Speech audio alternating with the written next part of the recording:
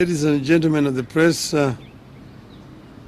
today we want to talk about the Division of Revenue Amendment Bill. And we are saying that MPs plotting power grab in the Division of Revenue Amendment Bill. A major standoff is currently underway in the country, pitting our two houses of parliament, the National Assembly and the Senate, against each other. On the surface, this standoff is about the Division of Revenue Amendment Bill 2024. The hidden reality, however, is that this standoff is about a power grab and an assault on the Constitution that members of the National Assembly want to execute, and which will amount to a cruel betrayal of the people and an overhaul of our structure of governance. This development has been brewing for some time since the coming of the National Government Constituency Development Fund and the National Government Affirmative Action Fund, which are in the hands of members of the National Assembly. These funds give MPs the power to conceive, implement projects, and oversight them at the same time. Having managed to entrench this anomaly, members of the National Assembly are now attempting to determine the amount of money counties get, despite the clear constitutional provisions on the revenue sharing. The members of the National Assembly are also scheming to dip their fingers into more executive projects like Road Maintenance Levy Fund at the national constituency level, in addition to the National Government Constituency Development Fund and the National Government Affirmative Action Fund. The Constitution assigns 3 roles to members of Parliament, and this is universal. 1, representation; 2, legislation; and 3, oversight. I repeat, representation, legislation, and oversight, period.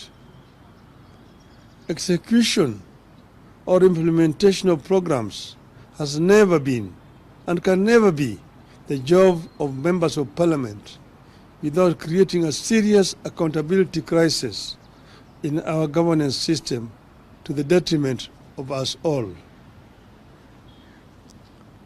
Parliament makes laws and ensures that the laws are implemented and followed. It is against this backdrop that I find the ongoing standoff between our two houses of Parliament over division of revenue extremely scary, unhelpful, and unnecessary. The Constitution we promulgated in 2010 guides the way the government and our country works. It divides the government into 3 parts, each with the power to keep the other parts under control. It further creates 2 levels of government: the national government and 47 county governments.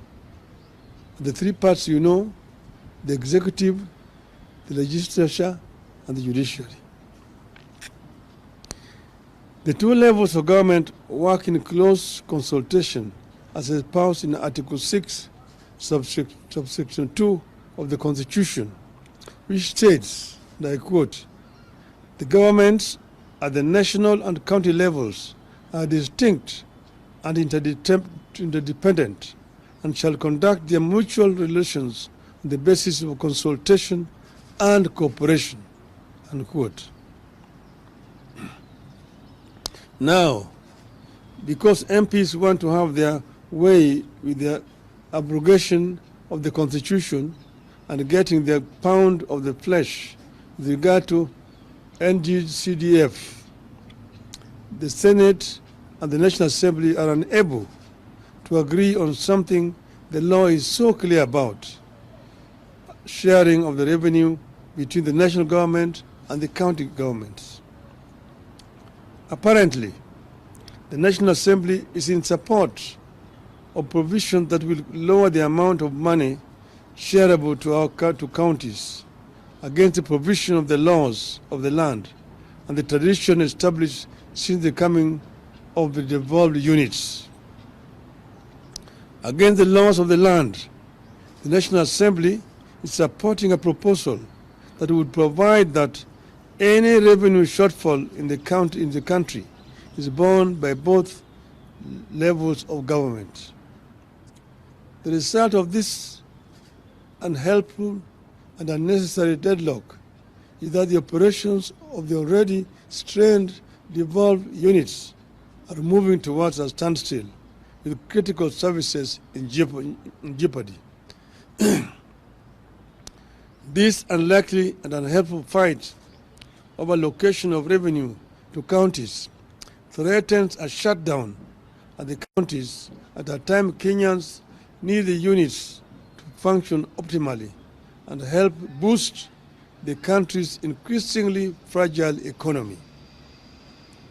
The National Assembly is pushing for the proposed amendment to the Division of Revenue Act, in which they recommend a 380 billion allocation to counties, which stands in contrast to the 400 billion already stipulated in the Appropriations Act, which is currently in force. The National Assembly is going all out to reduce revenue allocation to counties in complete disregard of the Constitution and the recommendations of the Senate. This move is not only illegal and unconstitutional, it also sets an extremely dangerous precedent which, if allowed to stand, will lead to a slow but steady strangulation and eventual killing of counties. The National Assembly must get it very clear that revenue allocation to counties can only go up, not down, unless the intention is to kill devolution. The Senate had asked for 416 billion for counties for the year 2024-25. After negotiations, Senate settled on the figure of 400 billion, which is set out in the Division of Revenue Act 2024. The law is clear that counties get at least 15% of the national revenue, and 400 billion is 15% of the national revenue. Every 5 years, this country goes to elections, and all positions are available, from the president to governor to Senate to MPs and all the way to the members of county assemblies. People know the roles and responsibilities assigned to positions they choose to run for, and nobody should attempt to change the roles and responsibilities midway. It is urgent that both houses come together to allow the country government get their rightful share of funds and discharge their responsibilities to the people of the country. The National Assembly must do the right thing and work with the Senate to get the correct amount of money to counties. More than a decade into the two levels of government, the management and funding of devolved units should be getting more efficient and more predictable. The current standoff and attempts to tamper with the allocation indicate a dangerous backward march.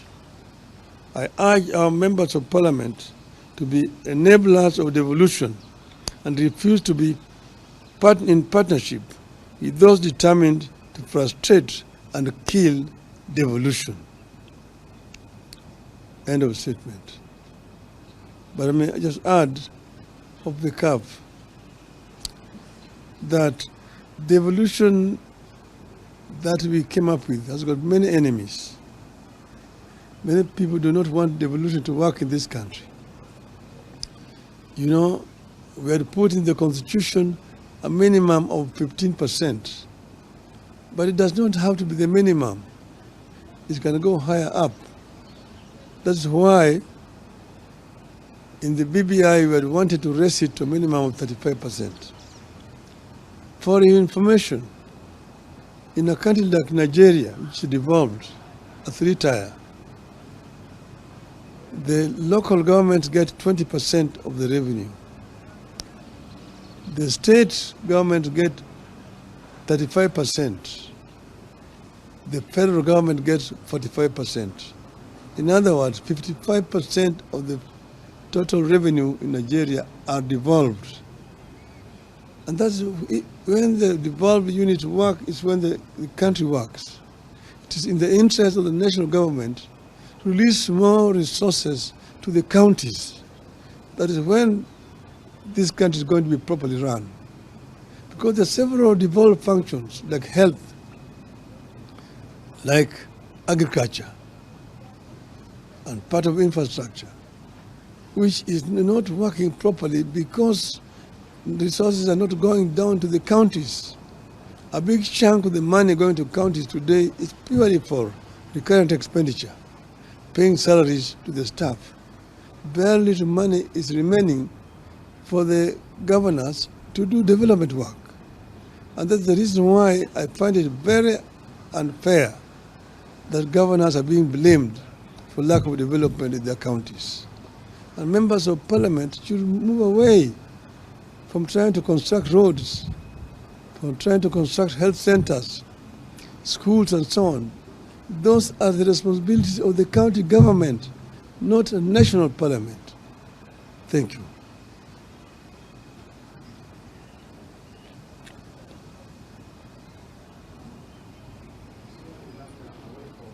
No, only this.